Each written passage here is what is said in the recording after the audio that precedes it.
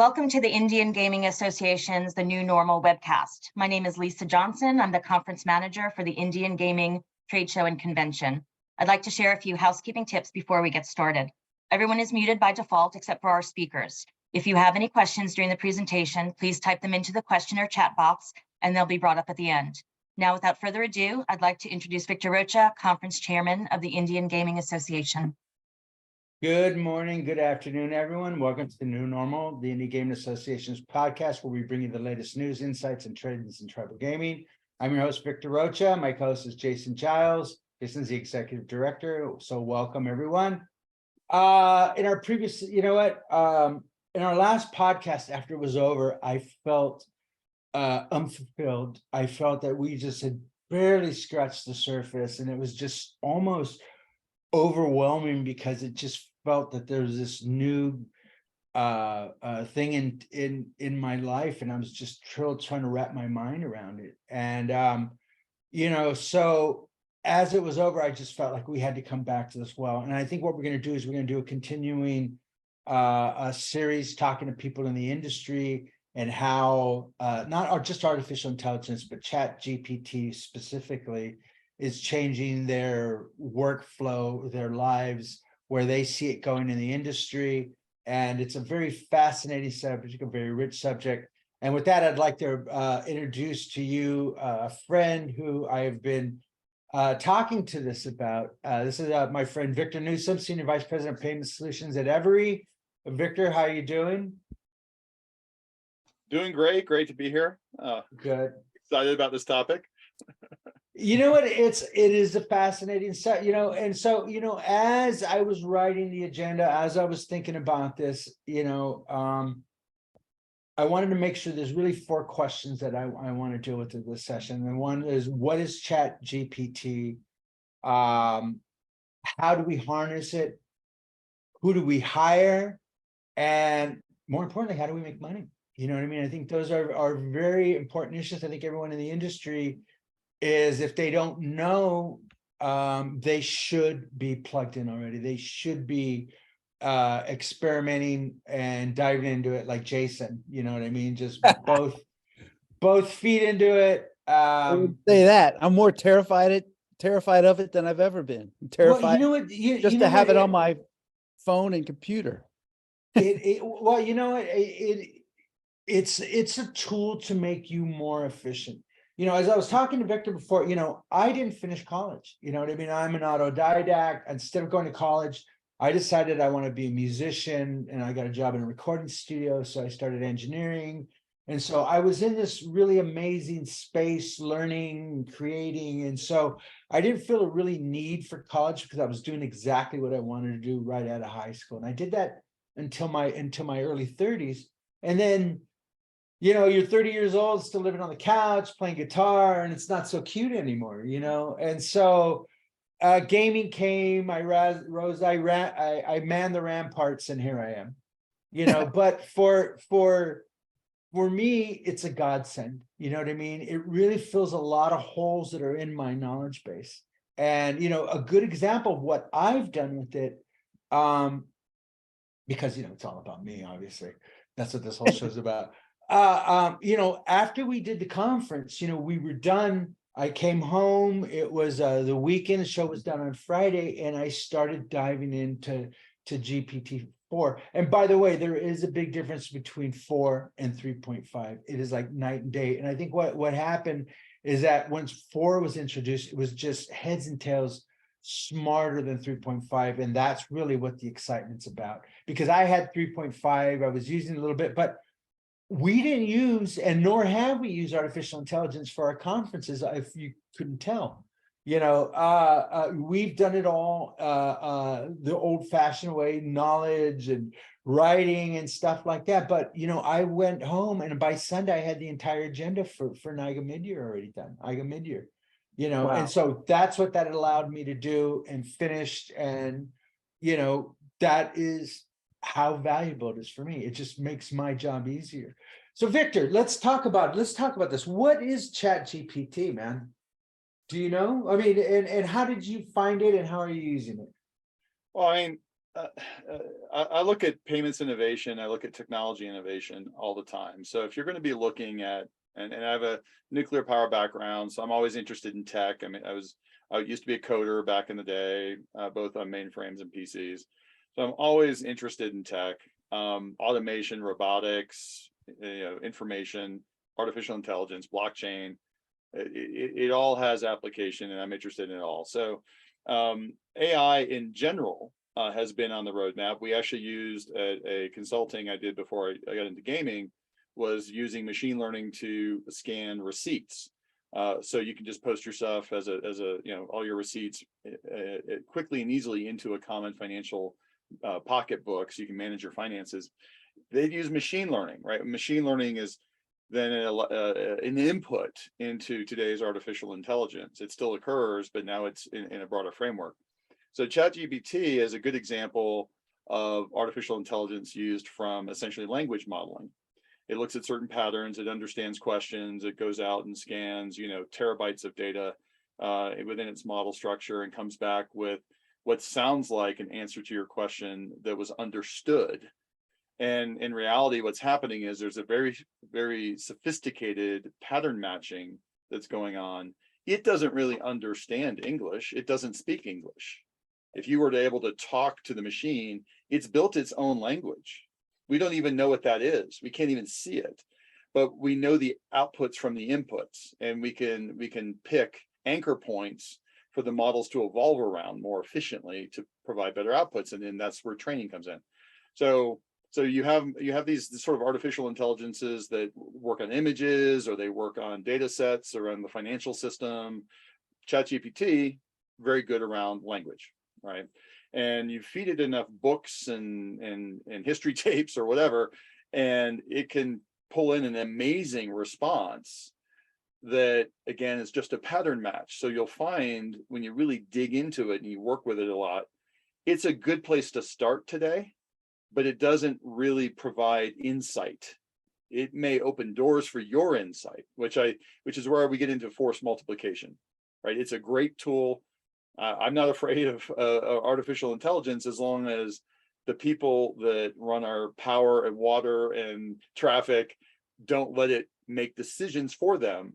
It should highlight patterns that they can decide on, right? And so the point where we use it to help increase our creativity, it becomes a really good thing. And I really think that's what this all boils down to, from a gaming perspective or from a cultural perspective. This is not an industrial revolution. It's not the information age, that the computer chips brought in. It's really a creativity revolution potential, right? Where we can free up so much of the time we spend assimilating information, let the machine do the assimilation and the packaging, as long as it's properly trained, and let us focus on what next. Where's the creative component that we can add, our spirit, our insights, our desires. And I think that's why you see it's less about being a math whiz, right? Maybe you need to be a math whiz to create the original algorithms and to properly train it and manage it, but the rest of us just use it as a tool. We don't need to be a math whiz. Well, you mentioned one of the operative words, and lately I've been reading the notes and really trying to understand and reading everything that comes out. And the thing that I'm excited about is to be able to train your Chat GPT specifically for these tasks that you need, and to fine tune for specific tasks. And that's what I'm doing. I'm using a chat, and I fed it all the conference information that I did at the last show. And so it specifically knows within this chat of this information that I've given it. Now I'm starting to see its limitations and stuff, but I'm still learning it. But like you said, it really is a jumping point for the creativity. It doesn't take place of the creativity. You see the patterns. The thing is that patterns are pretty fascinating. You can have your the funny one is have it done like Shakespeare too, but the other ones are having it done like Hemingway, which is just bizarre, but it's still fascinating. You know what I mean? And so I think that's why we're feeling that it feels almost lifelike, because it can do that stuff. But it is, you see the patterns. When I asked it to create, give me 25 ideas for sessions, and then I started having to write session descriptions, which to me is the bane of my existence. It's like I had to put a gun to my head and churn these things out. but you can see when it prints out like 25 of them, it will be like 3-question format, opening, exposition, welcome, closing, and you start to see those patterns. And I think, we as human, we're trained to recognize patterns. It's subconsciously the way our brains work. So I think we're going to see, but I think we start to see this initially, but I think it's just going to get better. And pretty soon you're not going to be able to see the hand anymore. Well, so Victor, I mean, just the example you used there is, if you just did that every time, the conferences would eventually look as formulaic as the artificial intelligence is, because you're not adding anything new to the mix. Right. But let's say you feed in current news content for Indian gaming, and it knows now, it pattern looks for trending topics, and then it inserts them as conference session ideas, right? So instead of you having to take that, again, being the aggregator of news and events and inserting those into an 80% solution that it provides, because you always want to cover compliance and you always want to cover, well, now it starts being able to inject new topical elements for you. And then you get to spend your time on what's really critical, what's really of interest today. There's 5 things, I only have time for 3. It doesn't really know, but you do, right? And so you spend more and more time on the stuff that adds more and more value. And I think that's really, at the end of the day, what people need to be aware of. And so that goes to like the second question is, right, how do we use it? Who's going to use it for us, right? And ChatGPT is just one flavor. You've got artistic AI, you've got, I asked ChatGPT what a casino operator would benefit from using it, right? I gave it a self-referential question, and it came back saying artificial intelligence could be used. I'll just give you the top, I won't give you all the text. Predictive analytics, fraud detection, security, right? Facial recognition of bad actors, personalization, for marketing purposes and player development, slot machine optimization. So it didn't come up with that on its own. It scanned all the periodicals and all the topics that were out there, and it came back with a rational structure to the question. That's a great starting place, but it doesn't tell you like which tools to pick. It doesn't tell you how to implement them. It doesn't tell you, what the priorities should be within your organization. That's still going to be up to the individual. So again, it's a good starting place. I think it's great today. Over time, I think we're going to see that evolve. ChatGPT 5, I was telling Victor, my wife, I fully see personalized assistance, and essentially, folks that we would consider it middle layer in many organizations that are, their main purpose is assimilation of information and reporting out for decision making. That role can be exceedingly more efficient using these tools, right? Not that you would fire somebody, but that person now can be focused on my organization, my problems, right? Focused on, I need to work with the regulators more, I need to engage with the patrons more, right? You spend more time doing the really good stuff instead of this processing. We just don't need to be in the middle of that anymore. Well, you know what, and thank you for giving me the segue into my next question, which is, how do we harness ChatGPT? You know what I mean? What are the, and you know what, I would just, as Victor talked about a couple of them, but customer support is going to be a big one. One of the things that I was really, how you can create these chatbots, and it'll feel, the information coming back to them will feel more organic and less canned. And again, what you put in is what you get out, like Victor said, but these are about to be able to train them for specific tasks and stuff like that. One of the things that I was really impressed was about it is that you can create them and then have a multiple language. You know what I mean? Right. Now, I'm starting to see some pushback in Indian country because people are talking about it being trained on tribal languages and stuff like that. And if the information is out on the internet, it's going to use it and it's going to learn. Whether that's right or wrong, that's another session. But right now, that's what it's doing. Now, I like the fact that you can have a chatbot that speaks Hmong, or you can have a chatbot that speaks Vietnamese or Chinese, right, or other languages like New Jersey, something. And I think that is a really something that can be done immediately, and the low-hanging fruit, right? So what are the things we could do basically today with technology at the level it currently is? I think customer servicing, Do you know how hard it is to design a website especially in a robust resort type environment where you have lots of opportunities, lots of events, lots of information. And if I don't go through the menu or the website just right, it's easy for me to miss critical information and I get frustrated.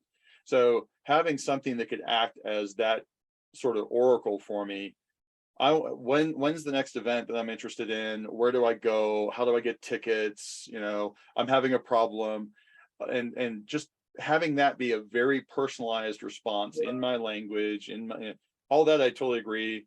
That one's a low-hanging fruit, but that works for employees as well. What if someone's not trained on this, on your SOP on the slot system, right? And there's some crossover with things like augmented reality helmets and cool other tech like that. But the basic idea is that information access, contextual information access, knowing my problem, not just the question I'm asking, but why I'm asking it, how I'm asking it, the point I'm asking it from, all feeding into a response that's super relevant and super helpful very quickly. 100% today, right? 100% available in today's world. And I think that's a great example, but it isn't just the website, it's the employees, it's back of house operations, it's training of new staff. When you've got high turnover, high demand, you've got probably people that have less experience than ever because you just don't have the talent pool out there that you used to have. It can really help on that side. Employee boarding should be a huge benefit to all operators, really, across the industry. Yeah. You're absolutely right. Again, when I think about my role, I'm always thinking about the small tribes, how can we help them? How can they bring them up and with the efficiencies and making them run better? And, we've come a long way in 30 years and we still have a ways to go. But I think it's really something that's going to be very beneficial to the smaller tribes to have, quality information to bring your employees up to make them better. Now, I think the important thing here is the employee. What do they want to do? As you and I get it. You know what I mean? We get it. We feel it. We understand it. We're using it part of our workflow. Julia Carcamo, our dear friend, is on here. She goes, I may have written my session description for the conference as a start. And she's absolutely right. Listen, I use it as a start. I've been using it to rewrite these big, long sessions. I probably rewrote like 3 or 4 at the very end of the session. I think most of it was, all of it really. So it's just the very end, just to bring something down. And it's phenomenal for stuff like that, just for formulaic and convey information. And it helps people understand it, and it's written in a format where your brain doesn't bleed if you have bad grammar or bad English, or like, my case. So, that is such a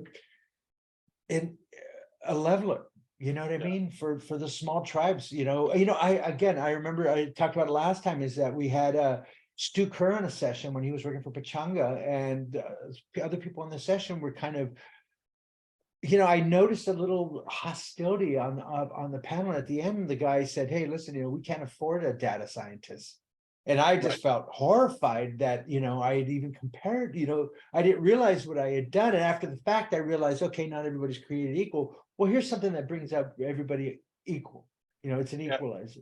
I couldn't stress that enough. I think the opportunity for leveling the playing field, whether it's in education, whether it's resources, I think AI provides the potential to close a lot of gaps, right, for us. There was a question in the forum I thought we'd kind of handle here, because we're talking about feeding information into it, and they're from Chicken Ranch, TGA, the concern about confidential information or sensitive data. So I think this is a very relevant one. I won't get into ethics, on this call. We can maybe have something about the morality and ethical use of technology, but I think just we have a lot of concerns that come up with new technology, and certainly compliance, regulation, security, privacy, all those things are legitimate, and that they can be addressed. So you can have math models, you can have a ChatGPT client, for example, that you could isolate and keep the data separate. The problem with doing that and too much is that then you lose the benefit of what it does, which is manage large data sets. So if it doesn't have a chance to see large data sets, it's never going to be as effective as the instance of ChatGPT-4 that does have access to large data sets. That's just how they learn. So I think one of the things you could do, if that's a concern, is the same thing you would do as a merchant today handling PCI data. You get a non-confidential, like an anonymized data set, so you can still have all the artifacts and all the behavioral analysis, the pattern analysis, but I didn't actually share Victor's social security number or his credit card data, right? I just shared a surrogate piece of information that I'm using consistently for Victor, but it isn't Victor's private information. So that kind of stuff I think is useful as a translation. But yeah, I mean, and to the next question, yeah, of course it's pattern response to pattern inquiry. So the more we can ensure that it continues to stay anchored on core elements, because that's the disassociation from the algorithmic anchor points, where you get this hallucinogenic kind of responses. That is no different than human psychoses, right? We become psychopaths when we build a logical foundation, logical world or logical mental framework in our brains around false premises. It's the same thing can happen with machines and software. So all that's true. That's again why it's great as a starting point, but not as a decision maker. My nightmare scenario is you actually put it in charge of power and water and traffic, and no. We are nowhere near that. And folks that confuse intelligence in the artificial intelligence with actual intelligence scare me, because then they don't understand, right? It's just a tool. Well, here's what. Yeah, go ahead, Jason. So there's a lot of other scary stuff about it, frankly. And I heard you today in the Washington Post. They just did a great article on what exactly is ChatGPT and AI referencing when you ask it a question or ask it to do something. And they have a lists, ranked order of all the different websites that are used. And it's fraught with biases and problems relating to what kind of actual websites they're moving through. There's all the kind of racist websites and Sure, just some crazy stuff that it's pulling from. That's one issue. The second one is, a lot of industry leaders are now out there saying, we need to really, really slow down on this. And it can be used for plagiarism, in education and things of that nature. So, it's going to be tough as this, they're already on a new version, 4.0, and it's just going to keep getting smarter and smarter. Now, those biases might, like for instance, in the article, it did say like anything it had a search on religion, it was, 90% Christian, couple Jewish websites, and maybe one Muslim website. And, so just to show you, it's already coming at stuff from a Western viewpoint.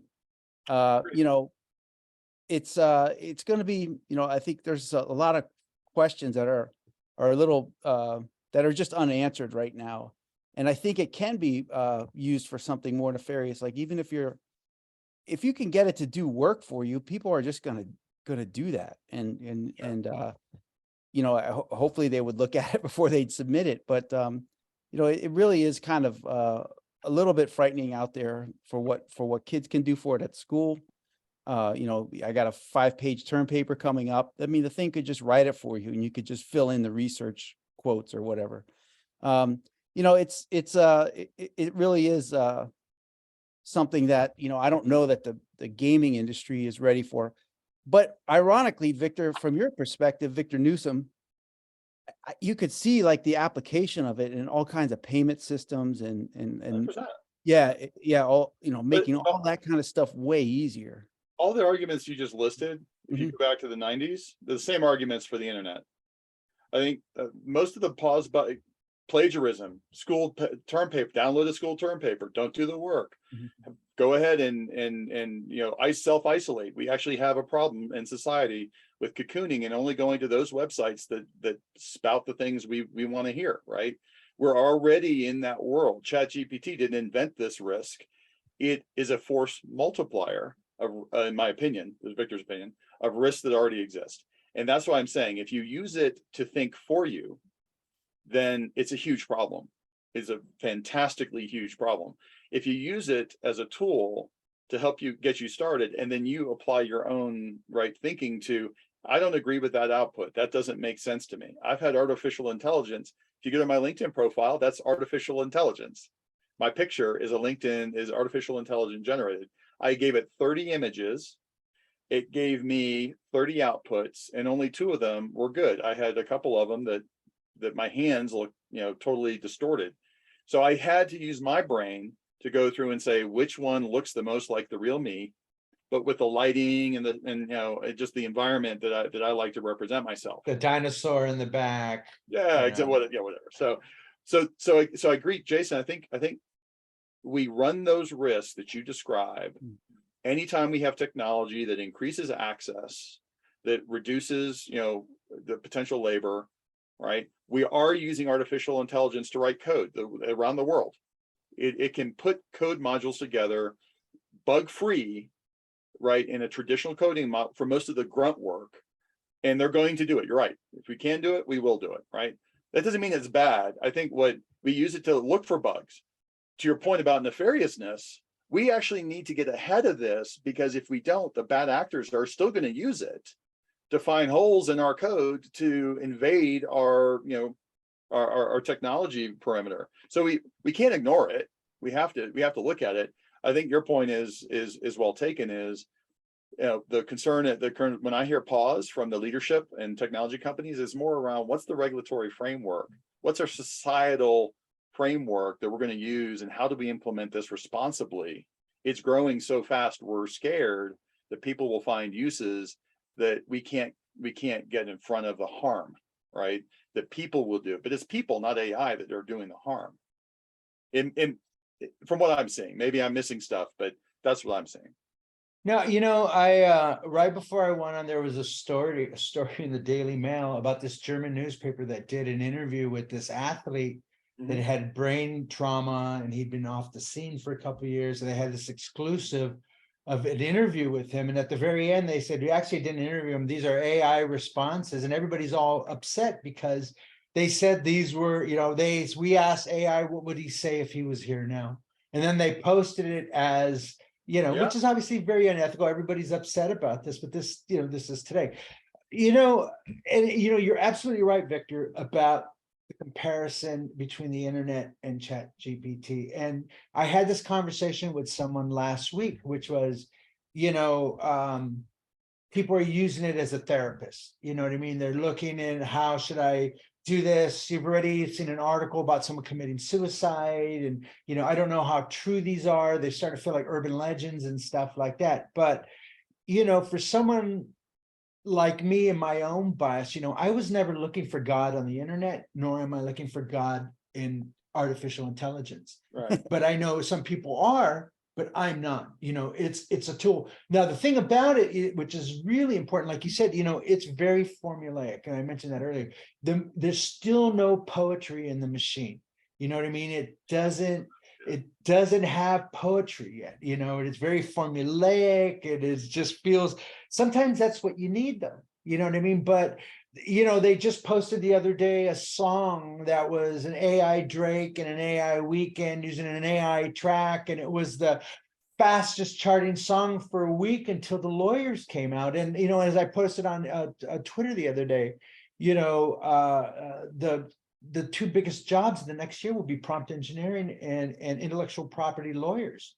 You know what I mean? Because they're going to be suing the heck out of everyone. And like I said, I had this image that I created on Midjourney, and as I started looking closer, I saw ghost watermarks on it. Yep. So this thing was trained on watermark information and pictures and stuff, and they gave it to me, and it even faked the watermarks. Now, the one thing that I thought was really, well, the many things, but I had created these images, and I'm using Midjourney because I think it's fascinating creating images to text.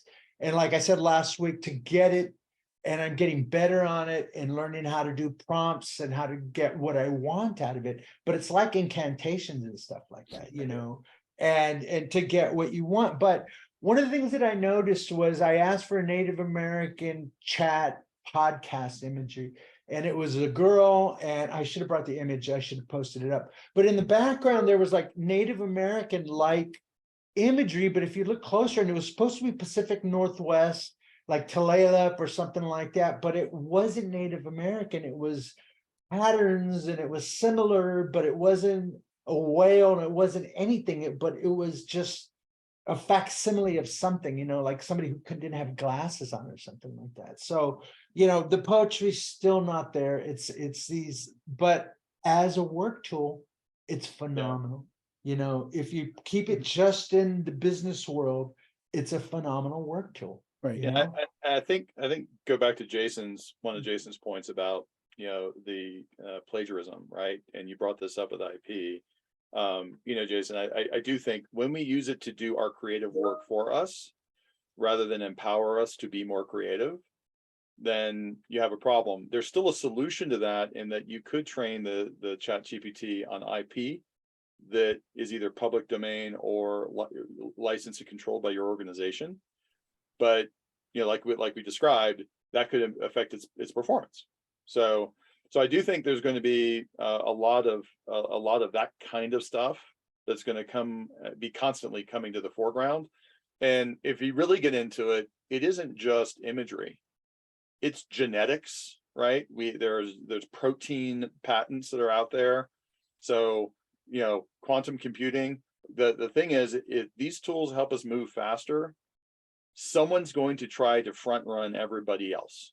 So we need to have experts using these tools to continue at least a détente in terms of the technological battleground, the intellectual property battleground, but it can also be used to look backwards more clearly. How do we go through all of our archives and create and pull out those things that seem to be the most representational of our core values? And again, to Jason's point, largely the way the stuff is being trained is Western culture.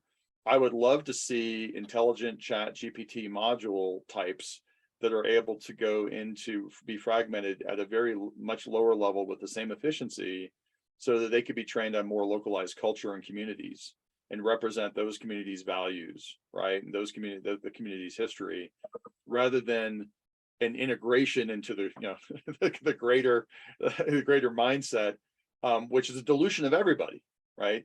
Dilution of my heritage, my history, and so on, which I think is at risk.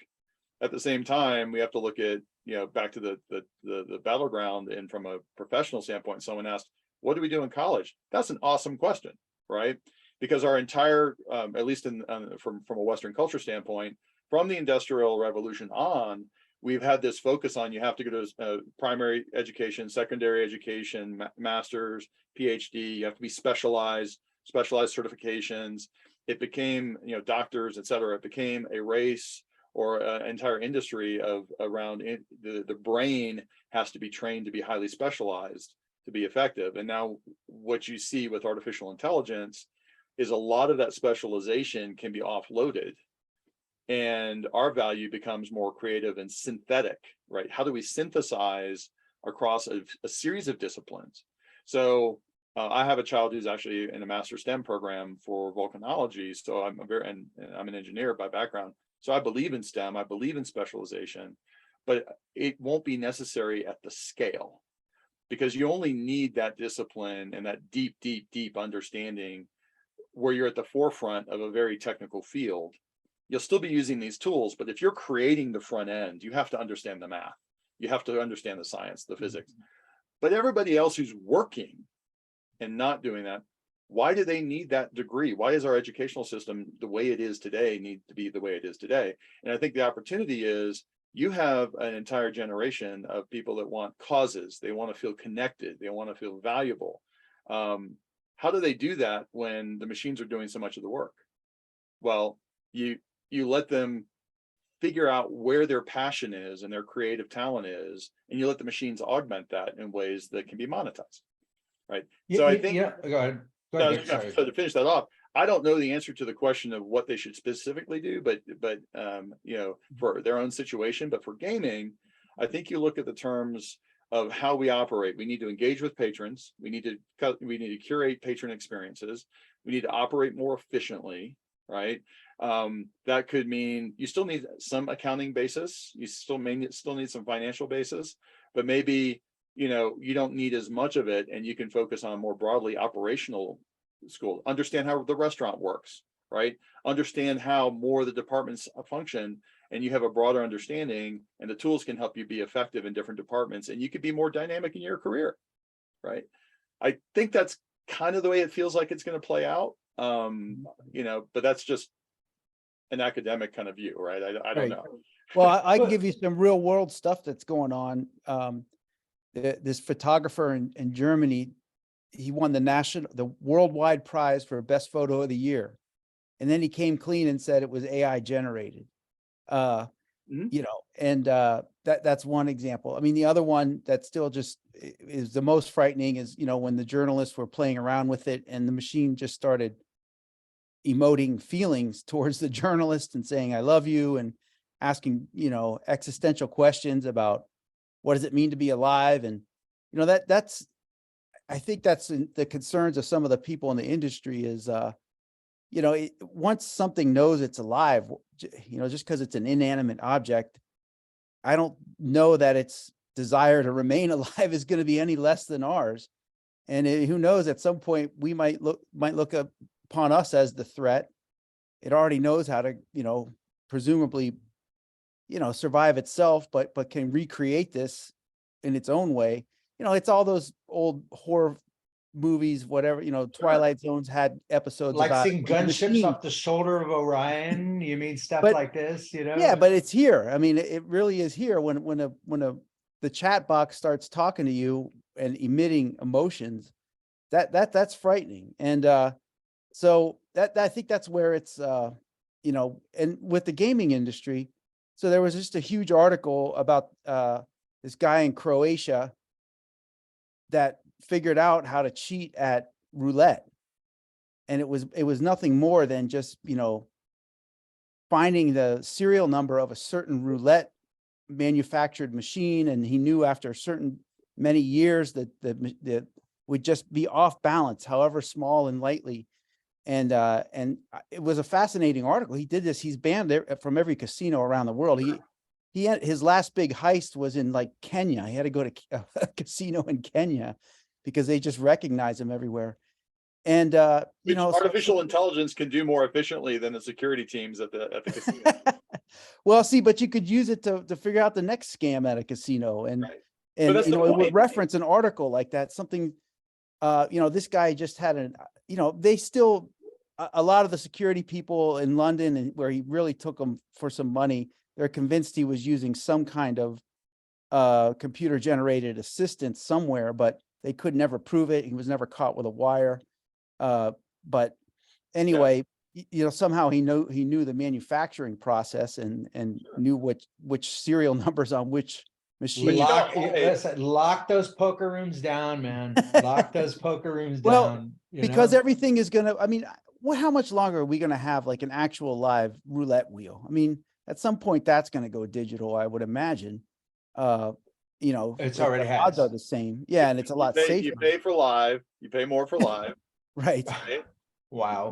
But This is all Blade Runner stuff. We're like in the Blade Runner territory. Right, now, exactly. You know what I mean? Where we're just doing everything and we don't really even know anymore what's real and what's not. But the same could be said for the computers. They don't know that they're any less real than us. So Well, you know, I'd like to go back to on that, right? If a mirror is still a mirror, right?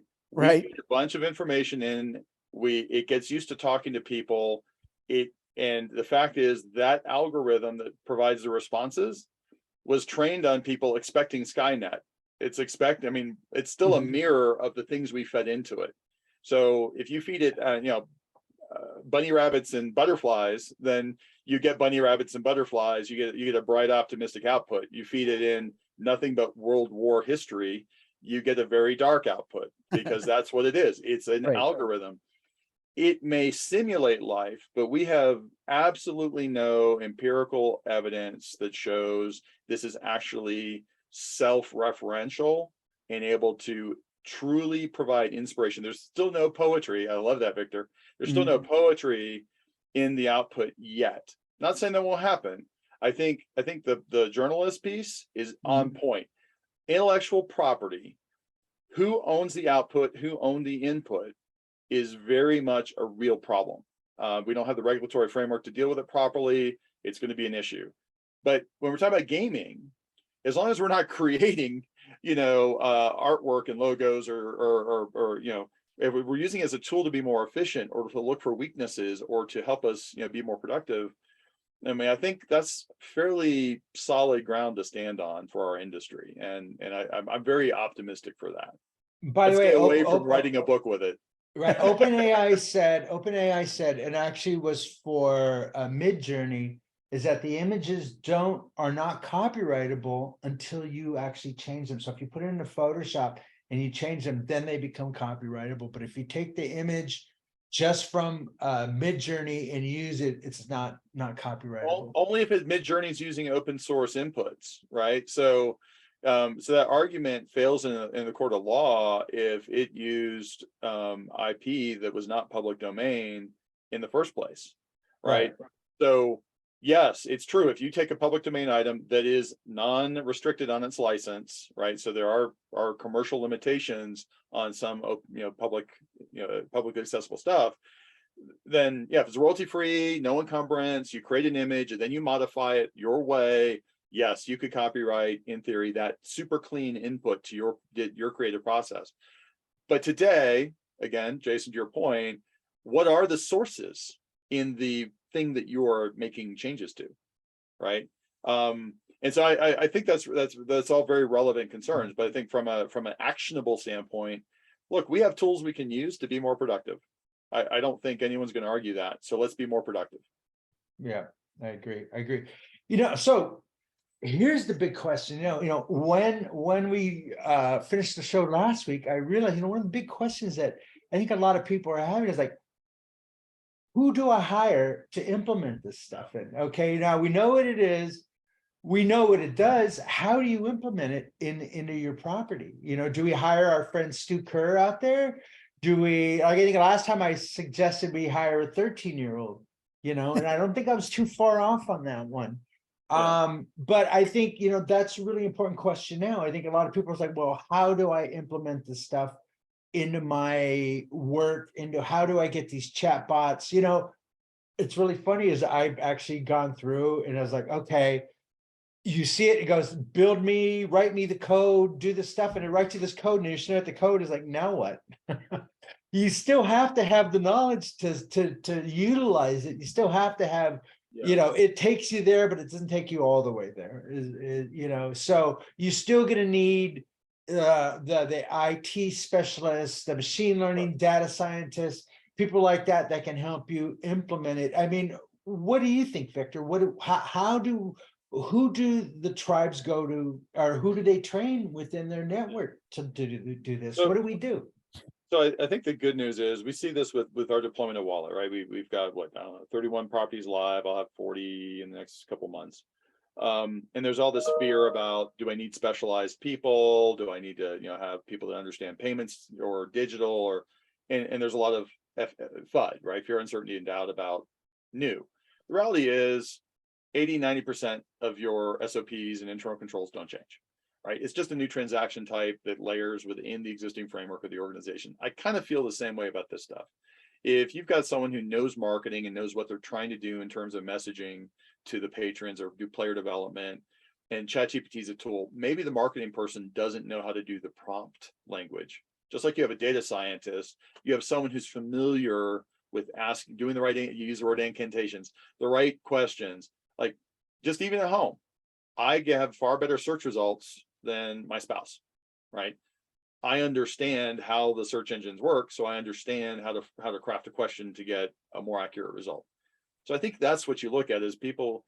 You can hire people that come from a broader, less specialized background that understand, have worked with this stuff basically like you get someone out of a trade school that has their hands on tools, who's had their hands on this tool, but they have enough of a framework in, say, marketing. If we're looking for a marketing person, they get, market messaging, they get impressions, they get, so you get someone who's got a little both, and you bring them in, and that's probably the fastest, cheapest bridging opportunity that you're going to see to bring that technology in. If you talk about security, you're probably looking for someone who's going to buy a specialized AI package that can go through your video footage and analyze it, right? But so I just don't think your whole org has to turn on a dime with what you're looking at as efficiency and productivity.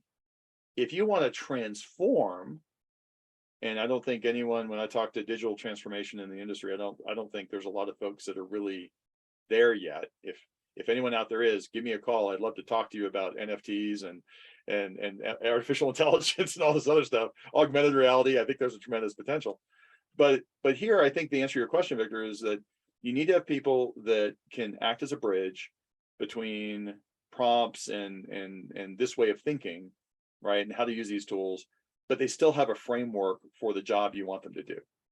And that the good news is there should be more of those people out there today, because our school system, we've had students more interested in general sciences than the STEM tracks. Unfortunately, I mean, it's not good for our U.S. economy, but as far as this particular challenge, I think the good news is you probably have a lot of people that would get it and be happy to apply that knowledge.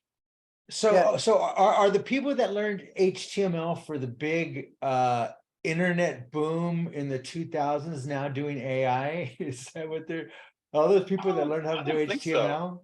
A lot of the AI sort of sourcing pools came from math tracks and that kind of stuff, research tracks. As far as the actual AI itself, the folks using it tend to be more social.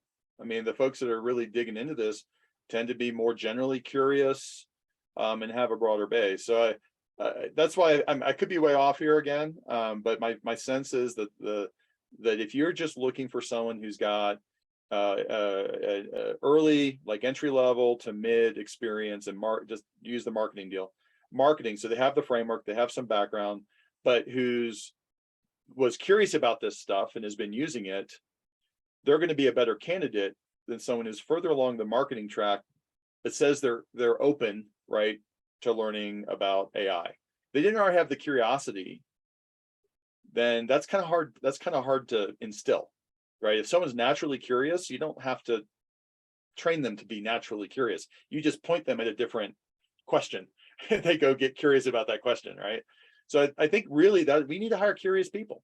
And I think if as long as they have the general fit within the culture of the organization or the trade that you're hiring them for, I think that's where you start, and then good people will perform. Yeah, I think I think we have an industry of people that are really smart, and that's the thing that I've always loved about this industry. And as a matter of fact, Victor, that's why you're on the show. When I spoke with Victor, I invited him. I go, do you want to know why I invited you? He goes, yeah, I do. Is this, one of the benefits of doing my job is I get to talk to a lot of smart people. And every once in a while, you get these people that pop out. You're like, oh my God, that guy is really super smart. And Victor is one of those people, so I don't just rely on AI, I rely on the industry also, and artificial intelligence is not going to take the place of a Victor Newsom. It's just gonna, there's someone like Victor's gonna tell me what it's gonna be useful for and how I can use it. And I think, just the entry level, like you said, is like the things like marketing, data analytics and stuff like that, which is you're already doing. It's just gonna allow you to do your job better. Or you already have the people within your organization that use information, that use data. These are the people that are candidates that you can use to train for this oncoming revolution in artificial intelligence. Like what I like to see, like right to your point about data science, not everyone can afford a data science. We have a data science team, but if Victor walks into the office and says, hey, what's weird about Tuesdays across the western half of my customer base? We have 750 casinos. the ones west of the Mississippi, is there anything unusual that happens on Tuesdays? Because I've heard a couple of my customers kind of talk about doing promotions on Tuesdays for some reason. I'd love to have the, GPT talk to the data AI, formulate a query, go look at what's happening and pull back at data outliers and show, oh yeah, looks like in the Arizona, New Mexico region, for whatever reason, Tuesday nights at 6:30, we have suddenly all new patrons, right? No regulars. Why? But that's worth investigating. That's really unusual. Right now, I have to go to the data scientist. I have to say, he has to craft a query with all the other jobs he's got lined up, and this is just Victor's curiosity, so he doesn't have a priority, and it probably is nothing, So I really see the ability for business line folks who are really trying to understand their customers or what they're seeing on the floor to be able to just dig into that kind of stuff and get those insights in a way that they've never been able to do. And they don't have to have a whole team of data folks that can go out and do it for them. To your point about, kind of leveling the playing field, Victor, I really do. I would like to see that, right? Because I think there's a tremendous amount of customer understanding and operational understanding that is just sitting just outside of our reach or outside of our vision. But we should be able to see it. We should be able to quantify it, and therefore we should be able to invest in fixing it or monetizing it. Yeah. So Jason, what are your thoughts on this? Well, I mean, just to sort of sum it up, I mean, I think right now, we've in the casino industry, there's so much of this that can help this labor shortage. I don't know that it's going on 2 years now. And like I said, when we meet with tribes, we just had our big trade show, and we meet with tribal leaders and casino executives. And I'll be damned, it's the same thing. They can't find back end workers. They can't find workers for, more of the menial administrative tasks on the casino floor, in the restaurants, in the hotels.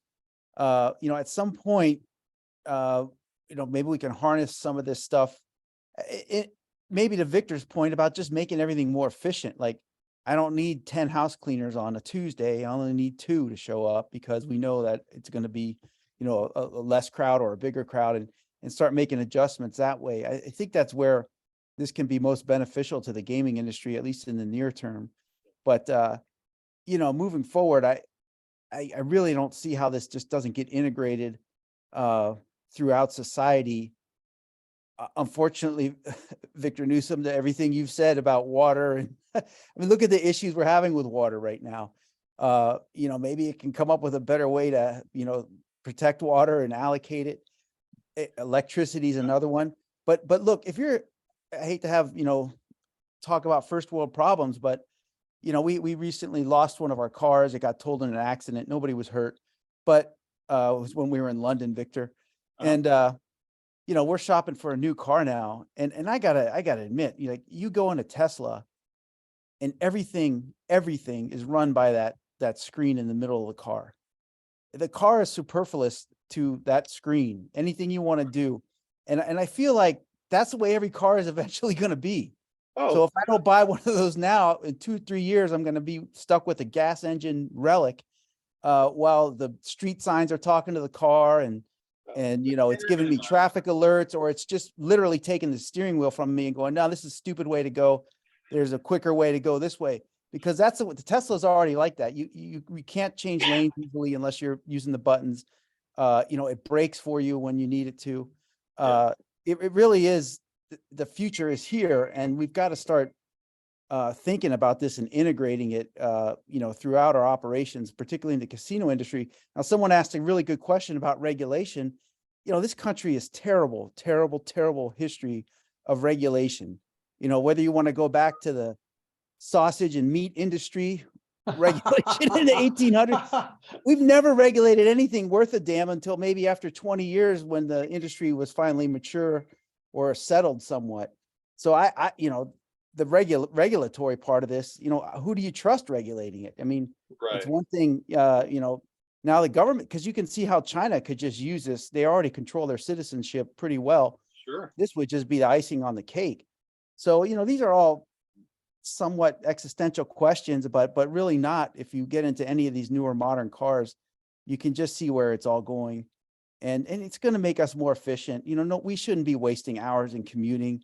That we're going to look back in 10 to 15 years and be like, can you believe that we used to commute and waste all this time? I mean, it's already happening. People are having a hard time going back to the office. There's better ways of doing things for sure. And let's see if this will help us get there. But I don't have the answers yet. And frankly, a lot of it is still just, you know, you see too many nightmare scenarios where this is going. Yeah, we could probably talk like a whole nother show about, like I said, ethics and applied technology. There are clear trends at a macro level across the entire U.S. footprint, both with tribal land and how the cities are evolving. There's going to be very clear pockets of where technology is going to be mandated versus areas it's not. There's very much a concern about a nation state surveillance society. I mean, there's all sorts of things you can kind of get into, and without being, I'm not being overly political, just trending, right? Just this is the fact of where technology is going and things we need to be prepared for. But for the casino standpoint, I just go back to where can we be more efficient? How do I allocate resources more intelligently? I make that decision. The machine may give me some pointers, right? But today, I mean, we just be more efficient. And, you know, as far as like the messaging, the marketing, you know, coming up with a baseline campaign that is consistent with your historical messaging isn't bad. It just, that's a starting point. And then you either decide to change that message because you have a new campaign that you want to change your image and rebrand, or you like the consistency and you just want to call out, it's Tuesday, come on in, right? You know, so those sorts of things I think are tools that we can use today. The near term will optimize other things like surveillance of cameras for security of our guests. We'll look for underperforming machines. We'll look all that. To me, that's all good, right? Use more with our staff, train our staff faster, make them more efficient, have a better guest experience. There's no real downside to that. It's the future we talk about. Everything's integrated and influenced across to more of a societal level, and you really have options taken away from you. Yeah, that would concern me too. But I don't think that's an AI problem. I think that's us. That's an Humanity. It's humanity. That's the next show, which will be a 5-hour one. We're talking about the defense. You know what? And actually, my fourth question, and we've kind of been answering it along the way, which is how do I make money?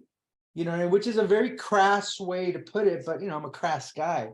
You know, how do we make money? And we've been talking about this. You know, increased customer engagement, retention, marketing. right. Again, if you know, efficiencies, you know, food waste, allocating employment, you know, all these wonderful things that, you know, I think are just at the very base level that we can do to help us, you know. So we talked about most of the things, like all the things you just said. We've kind of talked about that throughout the show. I've tried to make sure. One thing we didn't really talk about was turning around, instead of ChatGPT reflecting my needs to it as a one-on-one.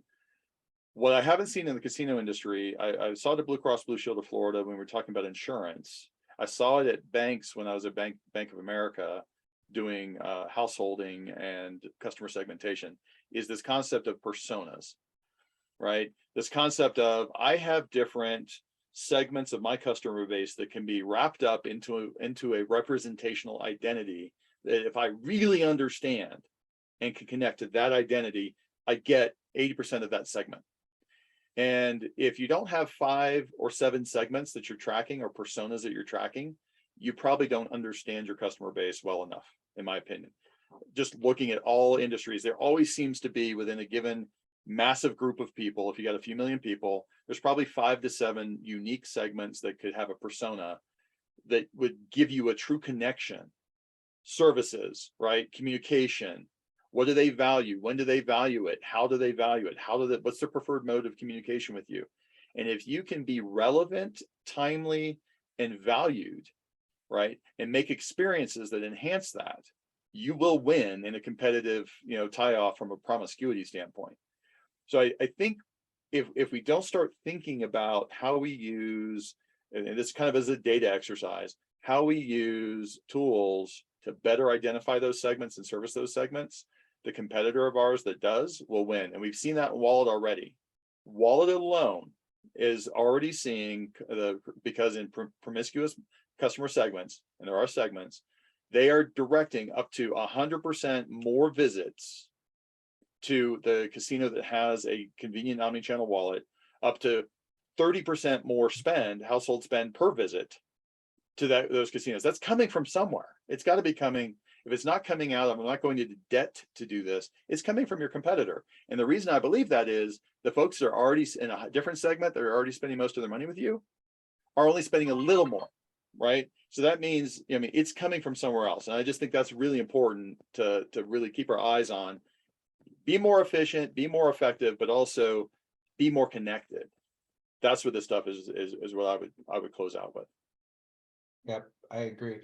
And you know, one more thing that I wanted to go back to the question from the gentleman from Chicken Ranch is, you know, my gaming Twitter has now become AI Twitter.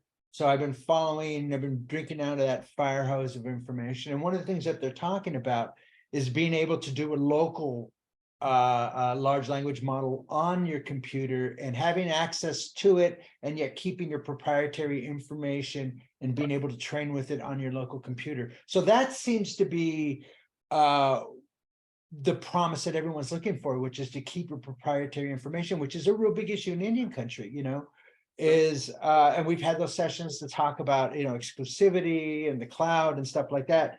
But that is, I think, going to be a solution. It's still in the infancy. Everybody's still learning how to use it. But I think having these local databases and access to the internet and stuff. And remember, it's trained on up to 2000 or 2021, I believe it's trained. But now with these new extensions, you're going to be able to access the internet. It'll be able to, you know, and it's still in beta testing right now. I'm on the waiting list. I'm waiting to get access to it, but that's going to open it even more to become even more powerful tool. And so when we get there, we'll be discussing it too. So again, you know, Victor, we're at the end. We ran a little bit over, but I want to thank you so much. I really appreciate you coming and discussing this important issue. Jason, would you like to say bye to all our wonderful guests who stayed with us? We had a really great retention. This is one of the biggest crowds we've had. So thank you, Victor. This was great. We'll see you soon. Yeah. Thanks, everyone. Yeah, we'll be talking about sports betting next week. What happened in Oklahoma? What's happening in Minnesota? Let's get down to this and get back to where we go. So I promise next week we'll be talking some more. Thanks, Victor. We really appreciate it. Thanks to all of our wonderful guests. You guys, we'll see you next week. Thanks a lot. Bye. Take care.